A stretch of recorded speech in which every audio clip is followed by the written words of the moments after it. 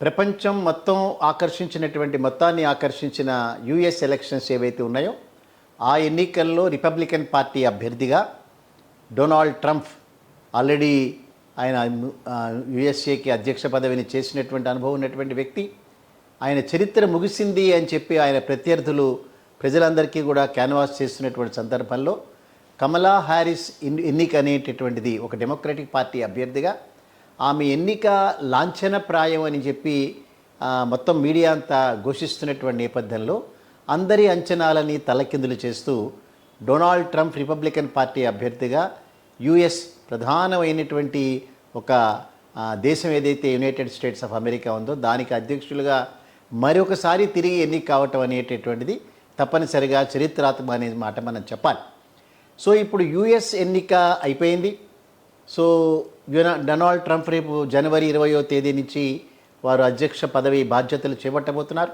అనుభవం ఉన్నటువంటి వ్యక్తి, ఆల్రెడీ కూడా ఒక తొందరపాటు మనిషి అని చెప్పి అందరూ కూడా అంచనా వేసేటటువంటి వ్యక్తి.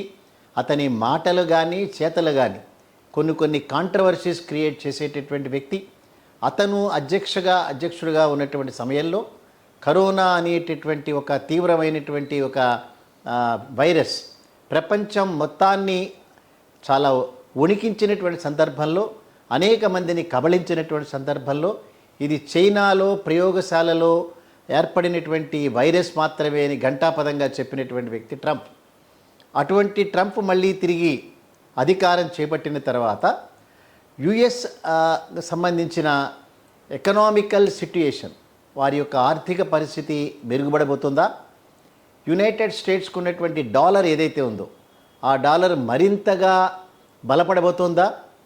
సో డాలర్ బలపడుతోంది, రూపాయి మాత్రం ఎక్కడ కూడా క్షీణించట్లేదు అనేటటువంటి మన నిర్మలా సీతారామన్ గారి స్టేట్మెంట్ ఏవైతే ఉందో అదే స్టేట్మెంట్ రేపు పొద్దున్న మళ్ళీ తిరిగి వారు ఇచ్చేటటువంటి అవకాశం ఉందా? డాలర్తో కనుక మనం కంపేర్ చేస్తే రూపాయి మరింతగా బలపడేటటువంటి అవకాశాలు ఉన్నాయా? ఒకసారి వీటి మీద కంప్లీట్గా ఒక రివ్యూ అనేటటువంటి చేద్దాం. సో ఇవాళ ప్రధానంగా యునైటెడ్ స్టేట్స్ అధ్యక్షుడిగా డొనాల్డ్ ట్రంప్ ముందున్నటువంటి బాధ్యత యునైటెడ్ స్టేట్స్కు ఉండేటటువంటి ఆర్థిక పరిస్థితి, క్షీణించినటువంటి ఆర్థిక పరిస్థితిని తక్షణమే మెరుగుపరిచేటటువంటి చర్యలు తీసుకోవటం. బైడెన్ అధ్యక్షుడిగా ఉన్నటువంటి సమయంలో యునైటెడ్ స్టేట్స్ అప్పులు తీర్చలేక, తీసుకున్నటువంటి అప్పుల మీద వడ్డీలు కట్టలేక, మళ్ళీ తిరిగి కొత్త అప్పులు తీర్చుకోవాల్సినటువంటి చట్ట సవరణలు చేయాల్సినటువంటి అవసరం పడింది వారి మీద. సో యునైటెడ్ స్టేట్స్ ఆఫ్ అమెరికానే అప్పుల్లో కనుక మునిగిపోతే అంత బలమైనటువంటి ఆర్థిక సామ్రాజ్యాన్ని కలిగి ఉన్నటువంటి యునైటెడ్ స్టేట్స్కి ఆ రకమైనటువంటి అప్పుల తిప్పలు తప్పకపోతే ఇక భారతదేశం లాంటి దేశాల యొక్క పరిస్థితి ఏంటి?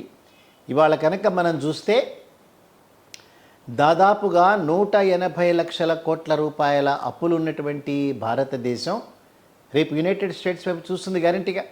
ఆర్థిక పరమైనటువంటి సహాయం వారు చేయలేకపోయినా వారికి సంబంధించినటువంటి అవసరాలను తీర్చటంలో భారతదేశం ఏ రకంగా ఎగుమతుల్ని చేయగలుగుతుంది అనేటటువంటి ఈ ట్రేడ్ అనేటటువంటి దాని మీద ఆలోచించాల్సినటువంటి అవసరం ఉంటుంది. రాజకీయ పరంగా ట్రంప్ మధ్యలోనూ మోడీ మధ్యలోనూ ఒక రకమైనటువంటి ఒక స్ట్రాంగెస్ట్ బాండేజ్ ఉన్నప్పటికీ కూడా ఆర్థిక పరమైనటువంటి ఎక్స్చేంజెస్ ఏవైతే ఉంటాయో అవన్నీ కనుక మనం చేయాలంటే ముందు యునైటెడ్ స్టేట్స్ బలపడాల్సినటువంటి అవసరం ఉంది. క్షీణించినటువంటి వారి యొక్క మ్యానుఫ్యాక్చరింగ్ యూనిట్స్ ఏవైతే ఉన్నాయో వాటిని సత్వరమే లైన్లోకి తీసుకురావాల్సినటువంటి అవసరం ఉంది. ఒక పక్క చైనాకు సంబంధించినటువంటి మార్కెట్ అంతా కూడా ప్రస్తుతం వారి ఒడిదుడుకుల్ని ఫేస్ చేస్తున్నా కూడా ఇప్పటికీ ప్రపంచ మార్కెట్లో చైనా యొక్క ప్రొడక్ట్స్ ఏవైతే ఉన్నాయో వారిదే సింహభాగంగా ఉండేటటువంటి పరిస్థితి. అనేక దేశాల్లో కనుక మనం చూస్తుంటే క్షీణించినటువంటి ఆర్థిక పరిస్థితే మనకి దర్శనమిస్తోంది తప్ప, ఒక ఇంగ్లాండ్ని మనం చూసినా, యూరప్లో ఉండేటటువంటి దేశాలు చూసినా, జర్మనీ లాంటి దేశాలను చూసినా కూడా ఎక్కడా కూడా చైనాకి దీటుగా ఒక వ్యవస్థ కింద రూపొందేసేటువంటి అవకాశాలు లేనటువంటి పరిస్థితులే మనం చూస్తున్నాం. అటువంటి పరిస్థితుల్లో మనం 3వ స్థానానికి ఎగబాకబోతున్నాం అనేటటువంటి నరేంద్ర మోడీ గారి ప్రకటన ఏదైతే ఉందో అది తాత్కాలికంగా మనందరికీ కూడా ఆనందం కలిగించేటటువంటి అంశమైనా కూడా భవిష్యత్తులో ఇవన్నీ కూడా నిజమయ్యేటటువంటి అవకాశాలు ఉన్నాయా?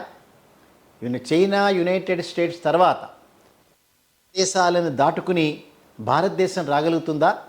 భారతదేశం కనుక రావాలి అని అంటే పొలిటికల్గా ఏదైతే ఓ లిటిల్ అన్రెస్ట్ అనేక రాష్ట్రాల్లో ప్రస్ఫుటంగా కనిపిస్తుందో వాటిల్ని అధిగమించి మ్యానుఫ్యాక్చరింగ్ మీద ఎగుమతుల మీద దృష్టి పెట్టేటటువంటి అవకాశం ఉందా?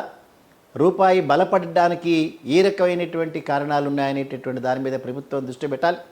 ఓ పక్కన మూడవ ప్రపంచ యుద్ధం ఎప్పుడైనా జరగచ్చు అనేటటువంటి ఒక సందేశం వెలువడుతున్నటువంటి నేపథ్యంలో ఇవాళ రష్యా ఉక్రెయిన్ వారే కాకుండా ఇజ్రాయెల్ మధ్యలోనూ పాలస్తీనా మధ్యలోనూ జరిగినటువంటి వార్ ఏదైతే ఉందో, అదే రకంగా అణుసంపత్తి కలిగినటువంటి ఇరాన్ లాంటి దేశాలన్నీ కూడా ఇజ్రాయెల్ మీద కాలు దూవుతున్నటువంటి సందర్భంలో అరబ్ దేశాలన్నీ కూడా ఎట్టి పరిస్థితుల్లో మా దగ్గర ఉన్నటువంటి ఈ ఆయిల్ నిక్షేపాలు ఏవైతే ఉన్నాయో ఇది ఇజ్రాయెల్కి సపోర్ట్ చేసేటటువంటి దేశాలకి మేము తప్పనిసరిగా రిక్తహస్తం చూపిస్తామని వారు వార్నింగ్ ఇస్తున్నటువంటి నేపథ్యంలో మూడవ ప్రపంచ యుద్ధాన్ని నివారించి ట్రంప్ లాంటి వ్యక్తులు అమెరికా యొక్క సుప్రీమసీని కాపాడుకుంటూ చైనాకి సంబంధించినటువంటి స్ట్రాటజీస్ ఏవైతే ఉన్నాయో వాటిని నిర్వీర్యం చేస్తూ ఒక శాశ్వత మిత్రుడిగా ఉండేటటువంటి భారతదేశానికి సంబంధించినటువంటి ఎగుమతులు కానీ మ్యానుఫ్యాక్చరింగ్ యూనిట్స్ మీద కానీ డిపెండ్ అయ్యేటటువంటి అవకాశాలు ఉన్నాయా? తప్పనిసరిగా భారత ప్రభుత్వం చాలా తీవ్రంగా ఆలోచించాల్సినటువంటి అంశం.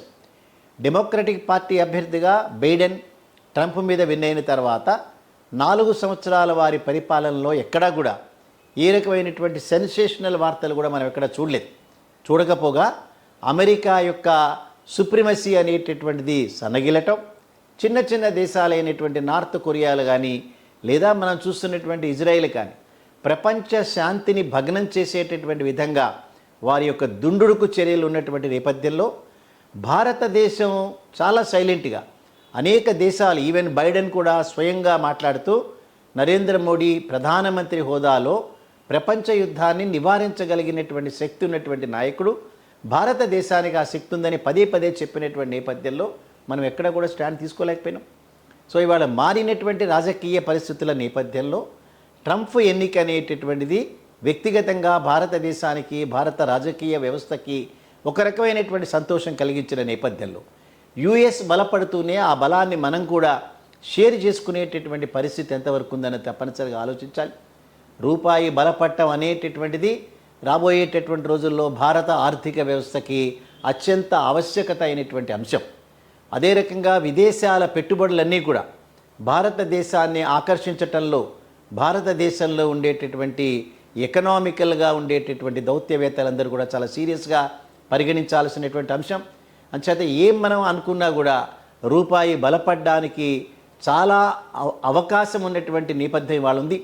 ట్రంప్ ఎన్నిక అనేటటువంటిది రాజకీయ పరంగా ఏ రకమైనటువంటి సిట్యుయేషన్ క్రియేట్ చేసినా భారతదేశంతో అతనికి ఉండేటటువంటి మిత్రత్వం కానీ భారతదేశం పట్ల అతనికి ఉండేటటువంటి ఒక సానుకూల దృక్పథం కానీ మనం పరిగణిస్తే భవిష్యత్తులో మన దగ్గర ఉండేటటువంటి చదువుకున్న యువత అమెరికాలో స్థిరపట్టమే కాకుండా అమెరికా యొక్క ఆర్థిక వ్యవస్థని బలపరుస్తూనే వారి యొక్క ఆర్థిక పరిస్థితి ఏదైతే ఉందో దాన్ని మరింత ద్విగుణీకృతం చేస్తూనే మన దేశానికి సంబంధించినటువంటి ఆర్థిక పరిస్థితి కూడా మెరుగుపడేటటువంటి అవకాశాలు ఉన్నాయి. అంచేత ఇవన్నీ కూడా నిరంతరం చాలా తీవ్రంగా చర్చించాల్సినటువంటి అంశాలు. చైనా అనేటటువంటి ఒక దేశం ఏదైతే ఇప్పటికీ కూడా ఒక రకమైనటువంటి విస్తరణ అనేటటువంటి ఒక కాంక్షతో ఉండేటటువంటి దేశంగానే దాన్ని పరిగణించాలి. సో వారి యొక్క పలుకుబడిని తగ్గిస్తూనే మన పలుకుబడిని పెంచుకుంటూ ఆర్థికంగా బలపడడానికి ట్రంప్ ఎన్నిక అనేటటువంటిది భారతదేశానికి భారతదేశ ప్రజలకి భారత్లో ఉండేటటువంటి రాజకీయ వ్యవస్థ కూడా అత్యంత ఆవశ్యకత అంశంగా దాన్ని పరిగణించి మాత్రమే ముందుకు అడుగులు వేయాల్సినటువంటి అవసరం ఉంది.